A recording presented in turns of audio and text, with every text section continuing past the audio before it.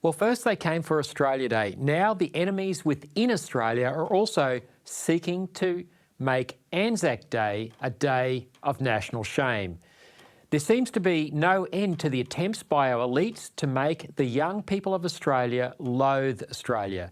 A group calling themselves Teachers and School Staff for Palestine released a statement this week, this Anzac week, seeking to besmirch the character of our diggers.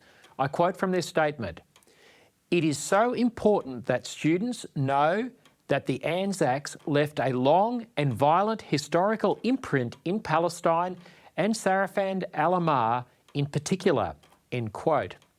Now, joining me now to discuss this is Barry Rodgers, OAM, the founder of Emu Gully Adventure Education in Queensland, a facility which has helped tens of thousands of Australian young people engage with Anzac values of mateship, loyalty, commitment and courage through outdoor education activities. Barry, thanks so much for your time today. Barry, let's just take this allegation head on. Did the ANZACS leave a long and violent historical imprint in Palestine during World War I? Not at all. That's just a vile distortion of history, Lyle. Well, what are they referring to when they talk about a slaughter, as we saw reported in the Australian newspaper?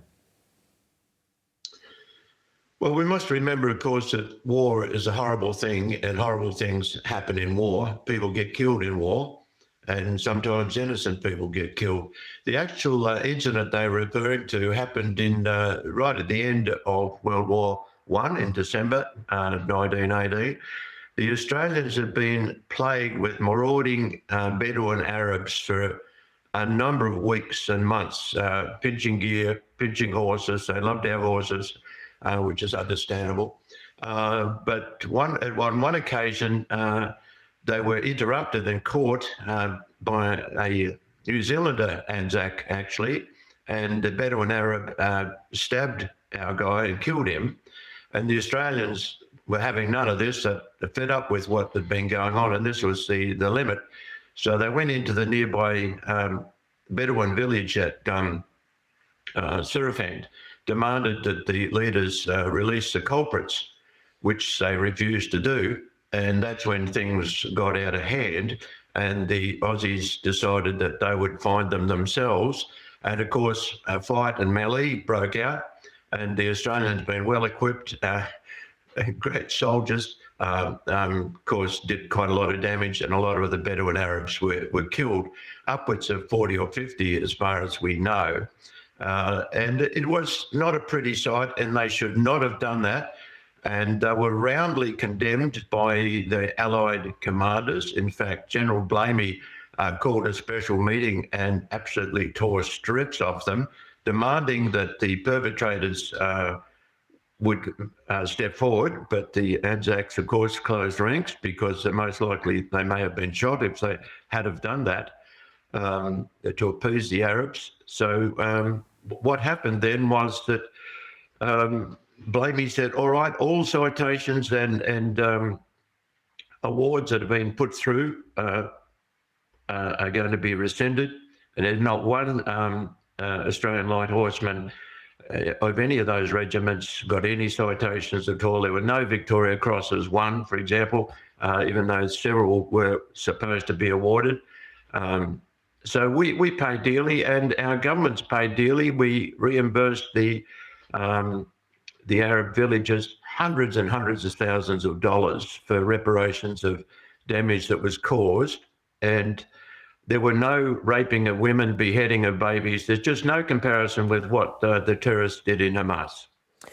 Well, Barry, thank you for your research into that and enlightening us there, because none of that made it into the Australian newspaper as this terrible smear was put forward in Anzac Week. It's a terrible shame. There is no moral equivalence between ANZACS and the butchers of Hamas. Barry, a lot of people probably don't even realise that Australians were fighting in what was known as a region of Palestine. Of course, there's been no state of Palestine. What were Australian soldiers doing in that part of the world? We hear about Gallipoli, we know about Gallipoli in the Western Front, but not much is known about the campaign in the Middle East. Yes, well, we had to protect the British Empire and the lifeline, the Suez Canal, and that was all controlled by the Ottoman Turks at that time. So the Australians were at the forefront of dealing with the Ottoman Turks, and the breakthrough at Beersheba, of course, was spelt the end of the Ottoman Turkish rule in that area. And it was interesting at the centenary celebrations of the charge of Beersheba in 2017, Prime Minister Netanyahu said the charge at Beersheba by the ANZACS enabled the Jewish people to re-enter the stage of history. So in terms of geopolitics, it was an extremely important campaign and often overshadowed by the Western Front in Gallipoli. And of course, the Ottoman Turks at that time they were the empire that was ruling what was the district or area of Palestine. They were allied with our German enemies, of course, weren't they? Yes, they were. And the area of Palestine that was known as Palestine was never a country. It never had a constitution, a government, or a currency.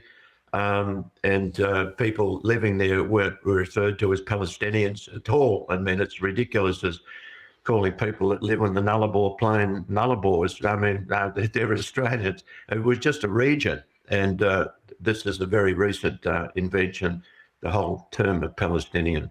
Yeah, of course, this is all lost in the debate over the Israel-Hamas war. Barry, the ANZACS, of course, are celebrated and remembered with great reverence this week, and today being Anzac Day that this show is going to air. There's very little about our national identity that we can be proud of these days, it seems, so our elites keep telling us.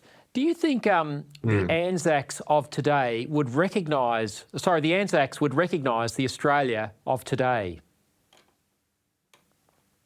I think they'd be greatly saddened by it. In fact, when I was in Canberra just recently, I went to the Australian War Memorial, Lyle, and I went to the tomb of the unknown soldier, and I just said quietly to him, "I'm sorry, mate, that we've let things slide on our watch," and asked for his forgiveness. I mean, just something I felt I wanted to do. And it is a very, very sad thing. We have seen the values and freedoms that they fought for under siege for some time and being slowly eroded and taken away from us. And they would be turning in their graves if they could see what was happening today. Barry, during your time at Emu Gully, you dealt with thousands and thousands, possibly hundreds of thousands of Australian young people. I know you to be a great cheerleader for the youth of today. What did you observe about young people, and do you think they have it in them to have the capacity to rise to the character of the ANZACS of old? Yes, I do. I still hold out great hope for the young people. There's something about Anzac Day that resonates with young people, despite what the elites are trying to do. And I'm always encouraged to see the large number of young people and students and school children that turn up to Anzac Day parades. And those numbers are not dwindling, they're growing. I'm in a little country town at the moment at Ashford, and we expect hundreds of young people to be there. The school is very actively involved in the whole process. So I'm hopeful that the flame will be kept alive. Well, Barry, I really appreciate you sharing those insights again with us as we remember the ANZACS again this year. Thanks so much for your time. My pleasure. Thank you.